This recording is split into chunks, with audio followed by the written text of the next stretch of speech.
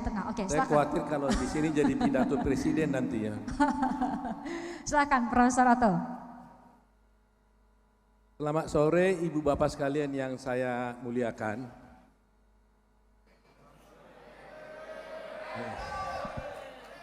Selamat sore. Harus semangat dulu dong gitu ya. Tapi saya semangat, saya terharu banget nih, mau keluar air mata nih lihat teman-teman bisa hadir di sini.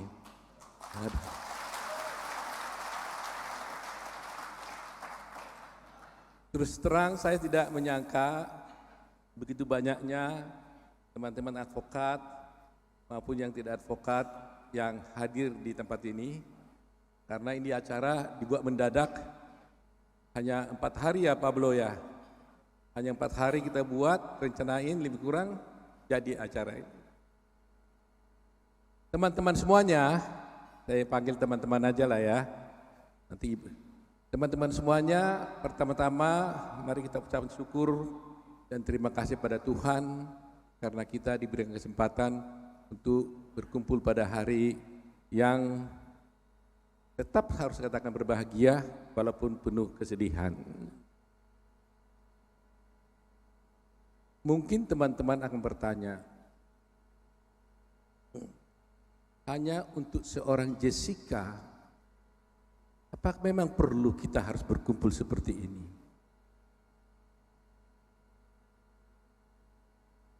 Dan hanya untuk membela seorang Jessica, kenapa harus ribuan advokat mau tanda tangan untuk membela Jessica? Apanya kantornya Otto Hasibuan dan kawan-kawan nggak sanggup? Apakah juga hanya 10-20 orang juga nggak cukup untuk membuat pledoi dan sebagainya? Pasti mungkin teman-teman banyak yang bertanya soal itu. Tetapi sesungguhnya saya ingin menyampaikan, saya sudah lama sekali tidak mendengar dari kita-kita semua tentang keadilan. Kita para advokat sudah hanya seperti minum air setiap hari, hanya berbicara tentang memenangkan suatu kasus. Setiap hari kita hanya berbicara tentang bagaimana memperjuangkan SP3 kalau kita menjadi pelapor. Kita setiap hari hanya berupaya untuk bagaimana supaya naik ke penyidikan kalau kita sebagai pelapor. Kita setiap hari selalu hanya berpikir tentang bagaimana mempalitkan lawan-lawan kita. Itulah kenyataan yang terjadi di kalangan kita sekarang. Semuanya tidak pernah lagi saya dengar tentang keadilan. Putusan pengadilan yang kita dengar demi ketuhanan, demi keadilan yang bersyaratkan ketuhanan Maha Esa, itu seperti kita minum air biasa saja. Gak pernah lagi bergetar di hati kita ketika mendengar itu. Jadi hari ini saya mengundang ibu bapak sekalian, dan ini ditonton secara live streaming.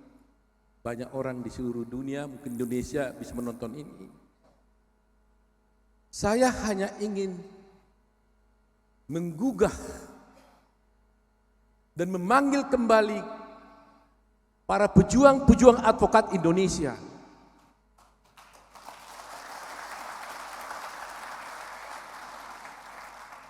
Mari kita berjuang.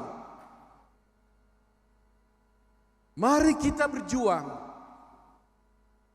kembali kepada kita semula. Keadilan itu tidak datang dengan sendirinya, kawan-kawan. Tidak datang dari langit itu. Kenyataannya harus diperjuangkan. Oleh karena itu, kalau kita tidak mulai dari sekarang, maka saya merasa profesi advokat ini nanti akan hancur begini saja. bagaikan seorang industri saja, bagi seorang pedagang saja, yang tujuannya semuanya mencari uang. Saya tahu uang sangat perlu, tidak mungkin tidak. Tetapi tentang keadilan itu tidak pernah berbunyi lagi.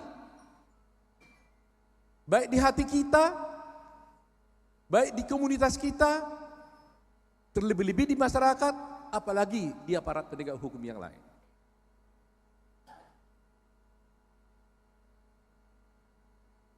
Saya tidak mau profesi advokat ini menjadi pecundang di negeri ini. Kita ini advokat, kita ini penegak hukum.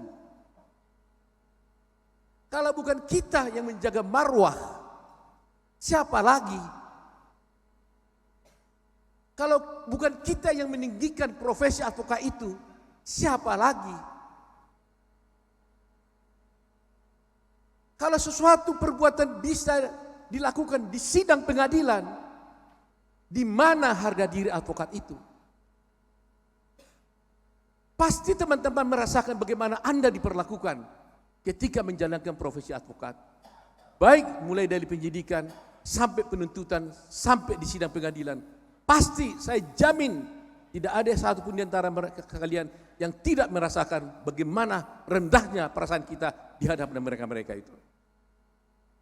Padahal kita sesungguhnya penegak hukum.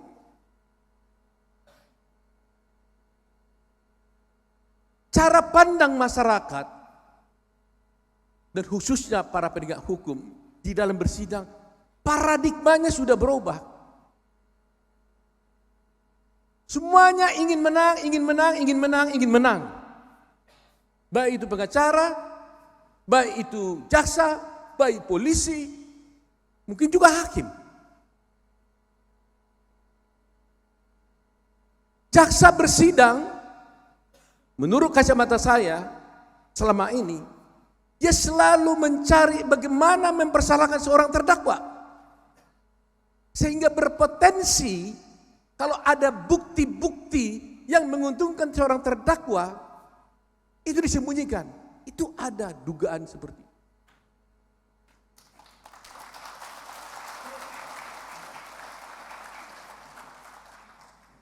Itu perbuatan ilegal. Itu ilegal. Kalau ada 10 barang bukti, alat bukti yang ada di persidangan, 10-10-nya harus dikeluarkan. Kalau 10-nya itu memang menunjukkan kesalahan terdakwa, ya, dia pantas dihukum. Tapi jangan sampai gara-gara hanya untuk menuju supaya orang ini bersalah, bukti itu disimpan, tidak dikeluarkan. Karena jaksa pun, penuntut umum pun bertujuan untuk menegakkan hukum dan kebenaran, bukan untuk mencari kesalahan terdakwa. Walaupun ketika dia mencari kebenaran dan keadilan, dia boleh diperkenankan untuk mencari kesalahan terdakwa. Tapi paradigmanya, tujuannya bukan mencari kesalahan, tapi menegakkan hukum dan kebenaran. Dengan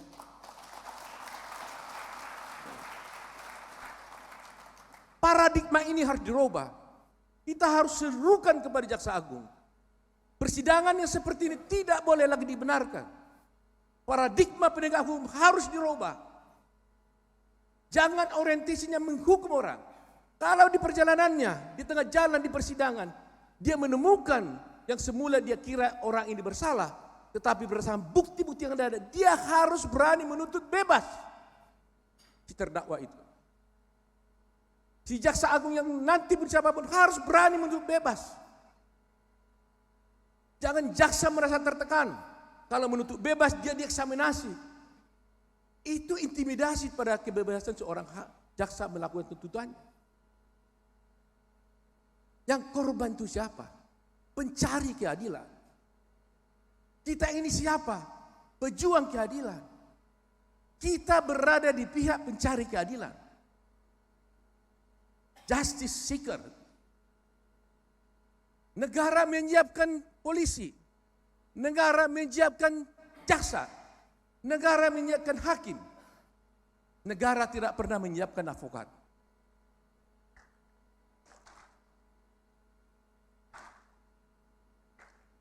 Kita tidak pernah digaji oleh negara. Tidak pernah dibiayai 1 rupiah pun. Tapi kita bertugas dan berkewajiban membela kebenarannya, keadilan untuk kepentingan negara juga.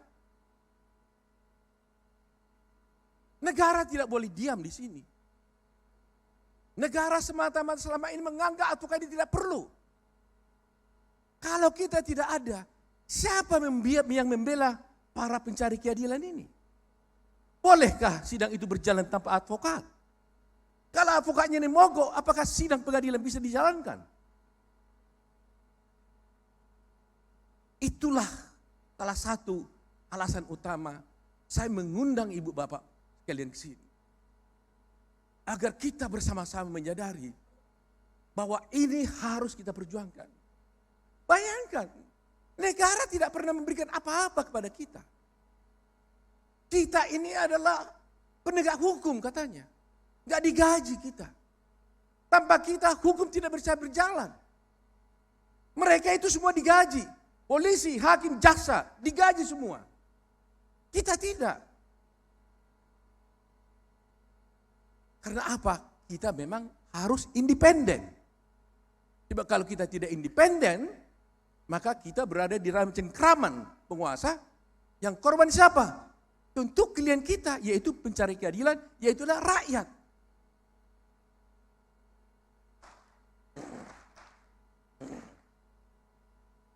Oleh karena itu Bapak sekalian, teman-teman semuanya, saya memanggil, kasus Jessica memanggil kita semua.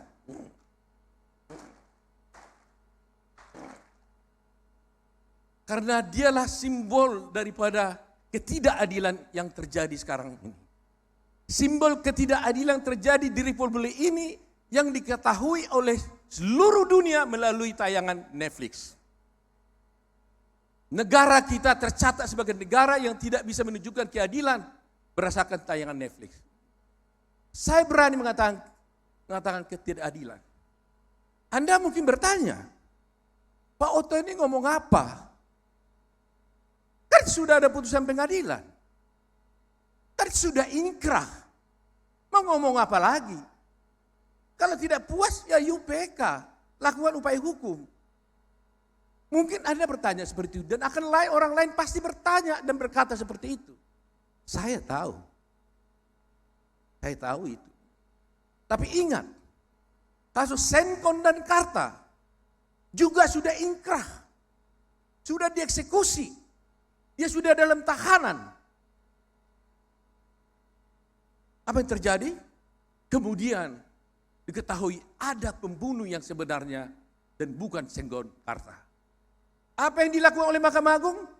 Dengan sigap mereka mengatakan membentuk lembaga PK dan membebaskan Senkon dan Karta.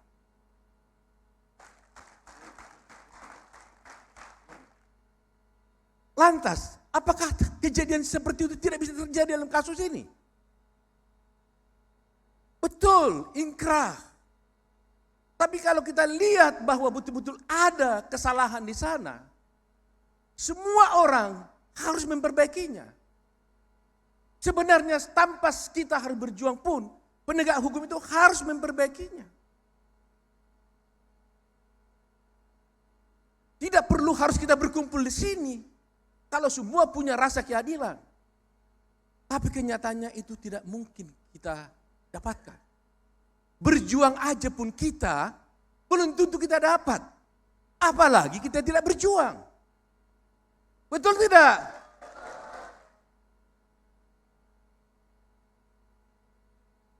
Oleh karena itu teman-teman semuanya, saya ingin menyampaikan, pasti teman-teman mungkin sudah mengetahui kasus Jessica ini mulai dari tahun 2016. Kemudian ditayangkan di Netflix. Tetapi saya ingin sampaikan sedikit, karena di antara kalian semua kan, kita kan sudah tanda tangan surat kuasa. Kita sudah bersedia menjadi kuasa daripada Jessica. Rekod Muri sudah mau minta, mungkin ini harga dicatat sebagai kuasa hukum terbanyak dari seorang kasus.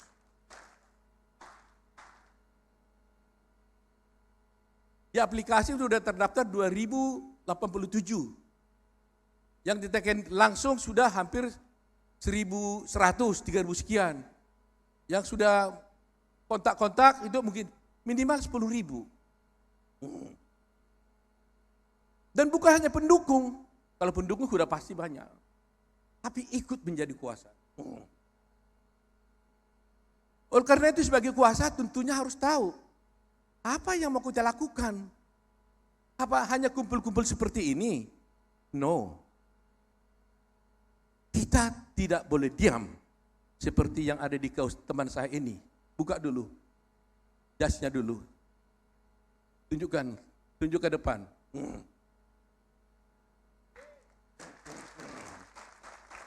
Kita tidak boleh diam.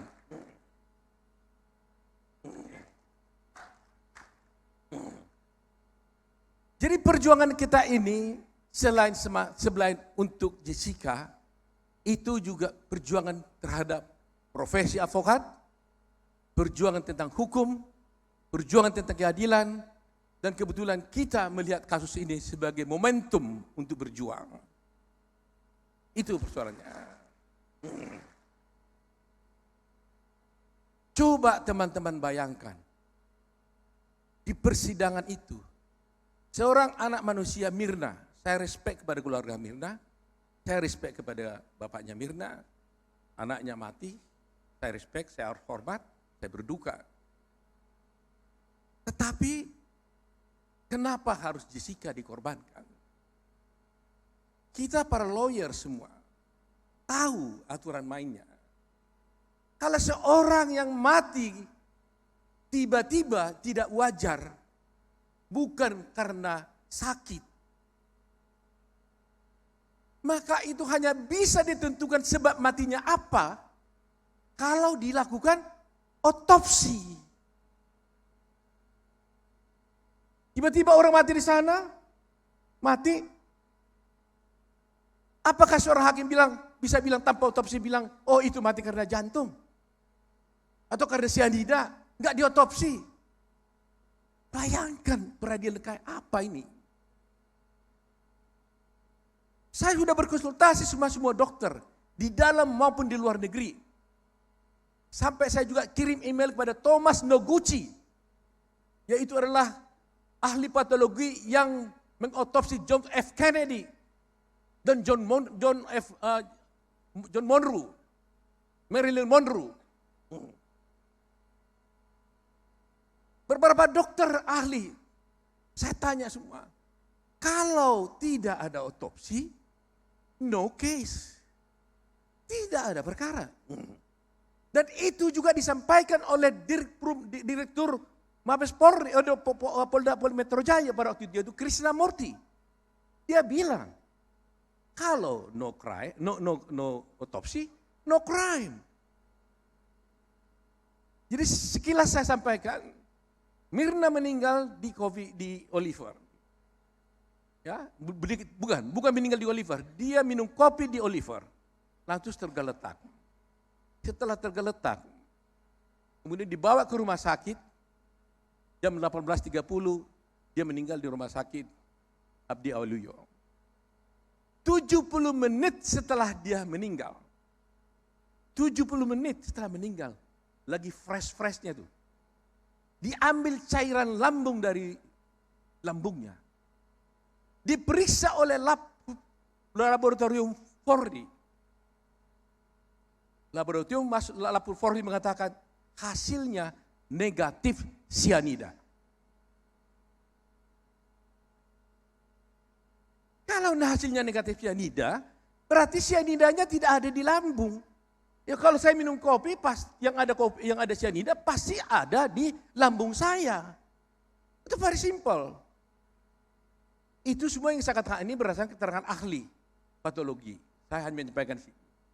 Dan itu juga diucapkan oleh semua dokter, termasuk dokter-dokter yang diajukan oleh penuntut umum. Dan ini diakui oleh Dr. Slamet, mengatakan bahwa saya tidak melakukan otopsi. Dan saya tanya, kenapa Anda tidak lakukan otopsi? Karena permintaan polisi.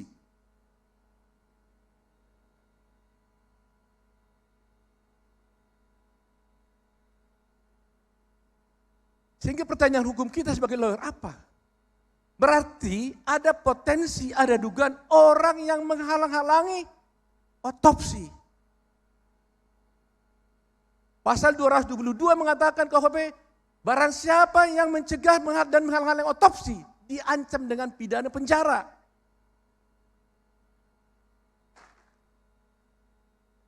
Siapa yang menghalangi otopsi itu? Itulah yang harus kita bicarakan sebagai kita tim lawyer daripada Jessica. Itu yang pertama. Kedua, jadi walaupun mungkin orang bilang Pak Otto ini kok strategi hukumnya dibuka. Ya memang udah terbuka untuk umum kok kasus ini. Saya sudah katakan di medsos bahwa bukan kasus Otto Hasibuan lagi nih. Ini menjadi kasus kita bersama. Setuju? Nah, terima kasih. Kasus kita bersama. Karena kalau kita bersama supaya orang bilang tadi Pak Otto ngajak kita jadi nangani kasus, gak diberitahu kasusnya, gak didiskusikan, gak didiskusi, kan gak bagus. Jadi itu saya ajak diskusi sekarang nih. Saya diskusi. Bapaknya Mirna, waktu di persidangan, dia mengatakan, ketika ditanya hakim, apakah ada barang bukti CCTV yang ada di tanganmu lagi? Dengan tegas dia bilang, tidak ada Pak Hakim. Ada rekamannya. Hakim Birsyam bertanya lagi, soalnya kamu ngomong-ngomong di luar, kamu punya bukti. Lantas ditanya, betul nggak kamu tidak punya lagi? Dia bilang, tidak punya lagi Bapak. Tetapi kemarin kita lihat bersama-sama di tayangan Karnia Elias, dia mengatakan, saya masih punya bukti rekaman yang tidak pernah saya berikan kepada penyidik. Kepada pengadilan kira-kira begitulah ya. Masih ada ini baru ini. Dan saya tidak tampilkan dan akhirnya diputar di tayangan Karnia Elias. Apa artinya itu secara hukum? Pasti ada udah tahu kan? Berarti ada orang menyembunyikan atau menghilangkan barang bukti.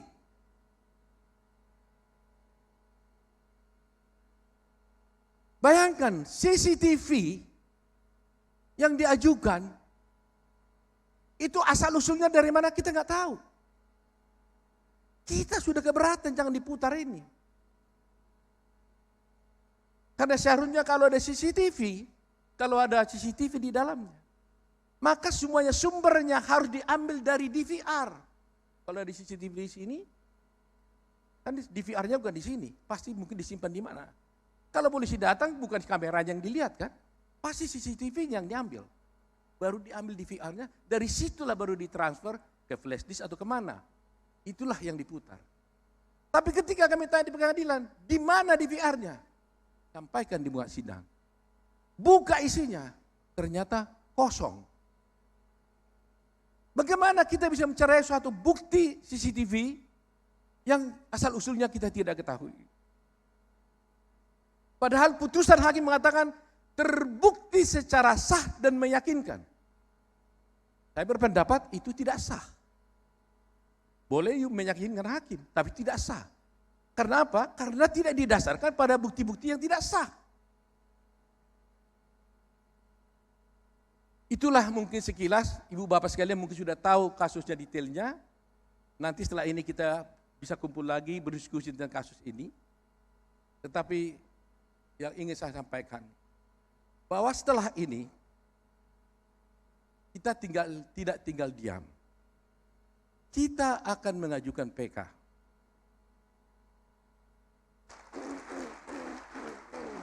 Setuju? Terima kasih. Tetapi sebelum PK, kita perlu melakukan upaya-upaya hukum. Apa itu?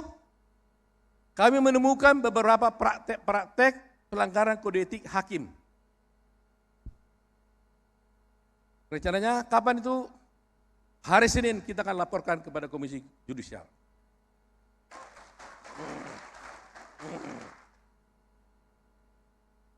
Jadi kita bukan diam, kita action secara on the track berdasarkan hukum. Setelah itu, Nanti kita atur timingnya.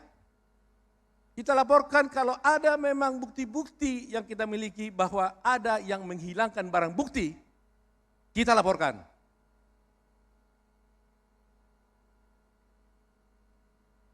Ketiga, kalau memang ada bukti-bukti, karena sini ada saksi kita ini, Rimson Sianipar. Berdiri dulu Pak Rimson. Dia ini dokter dari Jepang, ahli IT. Dia katanya, saya nggak berani ngomong kan, dia bisa memastikan bahwa CCTV itu rekayasa.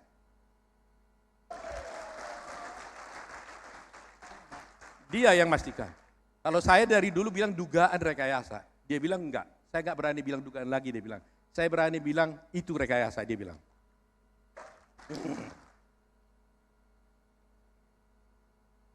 Kan? Kalau lawyer kan selalu bilang berlindung dugaan dulu kan gitu kan. Kalau dia tidak, enggak, kali ini enggak. Ini pasti rekayasa, dia bilang. Ya kita lihat aja. Siap ini kita laporkan?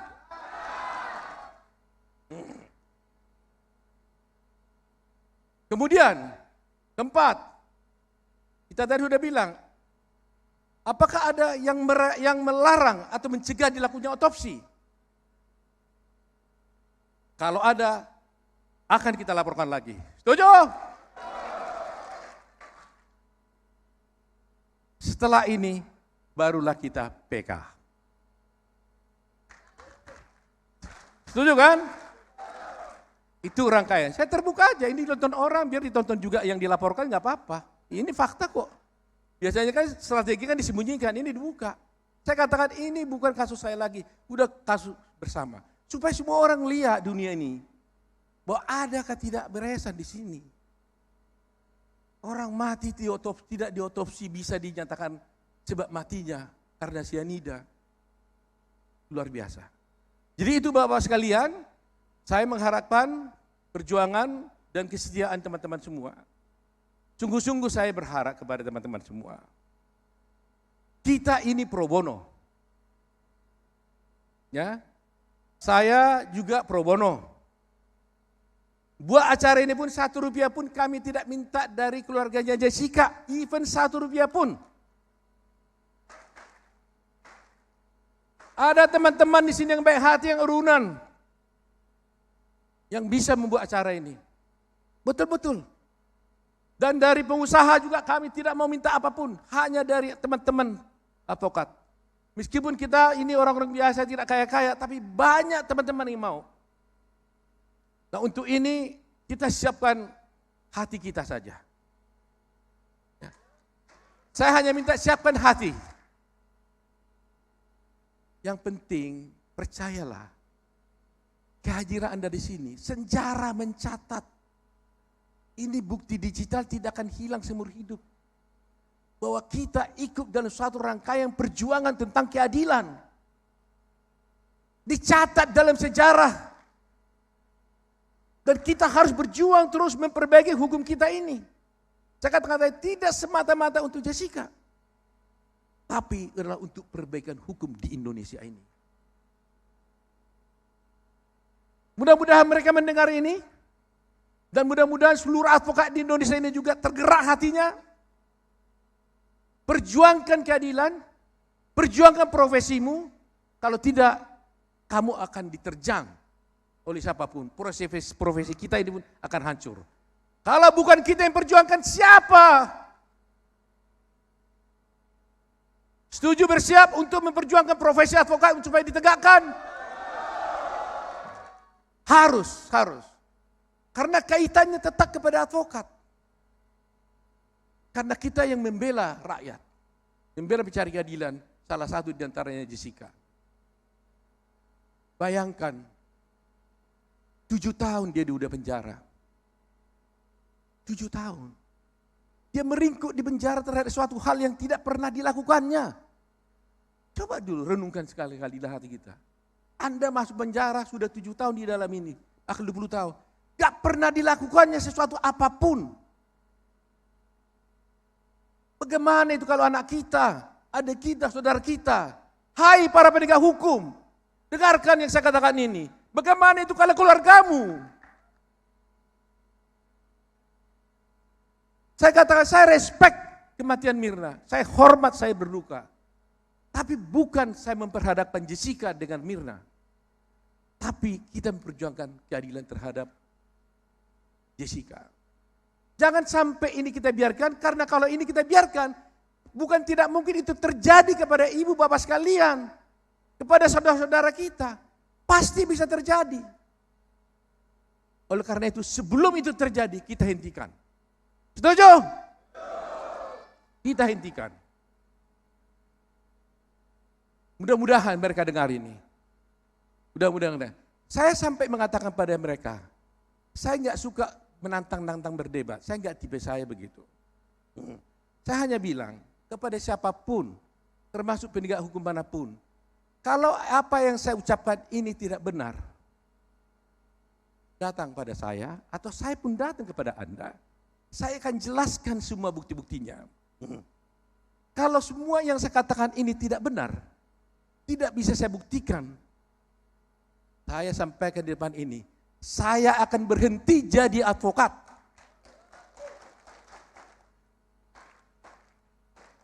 Saya akan berhenti jadi advokat kalau saya tidak bisa jelaskan dan buktikan ini.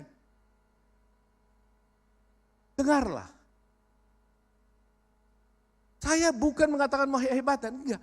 Saya mau menyampaikan, berdiskusi kepada para penegak hukum itu. Lihatlah bukti ini dengan baik dan benar. Lihat. Itu aja yang saya minta. Lihat ini bukti ini. Lihat adanya potensi. Kalau saya tetap bilang, Pak Rimson, lihat ini dugaan rekayasa ini. Kalau dia mengatakan tadi rekayasa, saya bilang dugaan aja bisa bilang dugaan rekayasa. Kalau mereka lihat aja, bagi saya udah cukup. Kalau juga sudah dia lihat, dia tidak lagi mau menegakkan keadilan, ya saya tidak tahu lagi. Banyak lagi sebenarnya tadi yang kita laporkan. Ada 4 tadi kan? Ada seorang profesor tadinya mau kita laporkan karena pernyataan-pernyataannya yang menfitnah. Tapi karena udah kejadian duluan, jadi tersangka gimana? Tidak elok ya jadinya ya. Tidak elok jadinya kan gitu kan. Dan kita juga heran, dia hanya seorang ahli di persidangan, tapi dia bisa mengontari duplik pledoi saya. Bayangkan coba yuk. Luar biasa. Di podcast dia bisa mengontari tentang otopsi, tentang ini. Padahal dia hanya seorang ahli hukum. Dan untuk siapa dia bekerja? Kita nggak tahu. Tapi ya dah, kita lupakanlah itu ya. Kita fokus dulu dengan Jessica dulu. Ya? Jangan dilupakan. Ya, nanti kita diskusi ya kalau gitu. Nanti kita bicara diskusikan bersama-sama ya. Kita undang lagi nanti forum berikutnya mau apa kita ke depan. Tapi 4 ini dulu ya. Kalau itu tambah dana catatan dikasih bintang dulu. Seperti orang di DPR dikasih bintang gitu. Begitu ya Pak Hinca ya. Tapi harus kita kagumi dulu nih. Dari semua teriakan-teriakan kita, hanya seorang anggota DPR yang mau mendengar. Dia datang ke sini. Pak Hinca Panjaitan. Bayangin kita teriak-teriak, TikTok semua di mana-mana, medsos di mana-mana, satu pun anggota DPR tidak pernah mendengar. Hai Pak Hinca datang kepada saya tidak minta dia datang. Ada apa kasus itu sebenarnya Pak Oto katanya. Benar-benar baru kemarin. Saya ceritakan begini, kalau gitu saya datang. Dia menawarkan, saya datang. Betul-betul, saya datang dia bilang. Nah inilah seorang anggota DPR yang sebenarnya kita harapkan gitu loh. Iya kan? Kita harapkan dong. Nah, itu nanti kampanye nanti katanya kan bukan. Tapi yang pasti saya terima kasih kepada Pak Hinca. Karena dia Komisi 3, dia ini bisa menyuarakan kepada di DPR, memanggil Kapolri, memanggil Jaksagung untuk bertanya kasus ini. Ya, kita minta dia itu kan supaya dia perjuangkan di sana, panggil, buka kasus ini gitu kira-kira. Ya.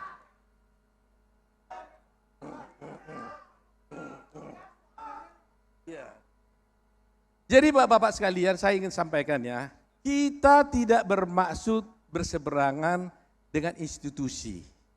Baik itu kepolisian, baik kejaksaan maupun kehakiman. Ini kan kerjaan oknum. Dugaan kita kan oknum.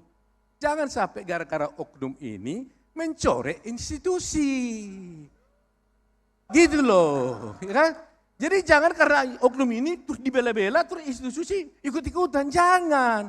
Rugi terlalu mahal harga institusi, membela hanya seorang oknum umpamanya. Terlalu besar harga sebuah institusi dipertaruhkan hanya untuk oknum-oknum saja. Terlalu mahal harga institusi. Jadi kita pun jangan menyerang institusi. Tidak boleh, kita bekerja sama dengan para penegak hukum itu dengan baik. Tapi kalau ada oknum yang salah, ya diperiksalah. Sama dengan di advokat kan juga kan, Anda salah kode etik dilaporkan, ada juga yang dikenain sanksi. Semua ada. Penegak hukum polisi ada, di advokat juga ada. Karena di semua tempat kan selalu ada. Ada yang baik, ada yang buruk. Nah yang buruk itu jangan sampai mencoreng nama institusi. Itu yang kita perjuangkan. Mudah-mudahan Pak Hinca nanti juga bisa berjuang untuk kita mengenai ini. Jadi saya kira Ibu Bapak sekalian, teman-teman semuanya, saya cukupkan sekian mungkin karena masih ada teman-teman yang mau bicara. Dan kalau ada teman-teman nanti yang mau bicara, kita persilahkan, bukan hanya kami yang boleh bicara di sini, semua kita bisa bicara di sini. Semua bisa memberikan pendapatnya, ya. Semuanya tujuannya adalah kita berjalan dalam hukum. Kita tidak melakukan di luar hukum. Selalu on the track, menghormati pengadilan, menghormati institusi penegak hukum, dan menghormati profesi advokat, dan semua, dan termasuk respect kepada keluarganya almarhum Mirna. Ya, terima kasih. Terima kasih, terima kasih. Iya, terima kasih banyak untuk Profesor Dr. Otto Hasibuan SH MM. Berikan tepuk tangan yang meriah sekali lagi.